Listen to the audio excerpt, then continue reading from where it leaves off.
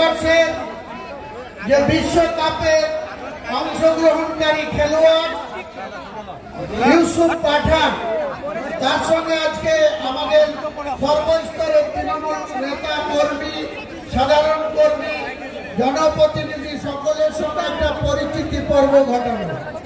উনি কালকে এসছেন কলকাতায়, আজকে উনি কিছুক্ষণ আগে বহরমপুরের এই ঐতিহাসিক ব্যারাক স্কয়ার ময়দানের পাশে টেক্সটাইল মোড়ে এসছেন।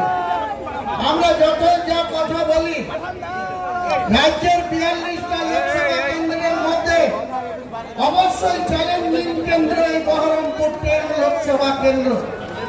এই লড়াই একটা সহজ না, এই লড়াইয়ের মধ্যে অনেক ইঞ্চিতে ইঞ্চিতে হিসাব জুড়ে আছে। আমাদেরকে শুধু উন্মাদনা দেখাতে হবে, উৎসাহ দেখাতে হবে, নিষ্ঠার সঙ্গে জোড়া ফুল চিহ্নে ভোট দিয়ে ইউসুফ পাঠান সাহেবকে জিতাতে হবে। পাশাপাশি মুর্শিদাবাদকে নির্বাচন হতে আছে। 2019 সালে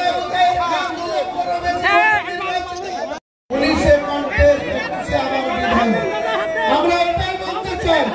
আমি আমার বক্তব্য বেশি বাড়াবো না, শুধু ইউসুফ ভাইকে বলবো, অপূর্ব সরকারকে বলবো, পরিচিতি পর্বটার উঠে দাঁড়িয়ে মানুষকে একবার আপনি শুভেচ্ছা জানিয়েছেন যে ইউসুফ পাঠানকে আগামী দিনে বহরমপুর লোকসভার নির্বাচিত সাংসদ রূপে আমরা দেখতে চাই।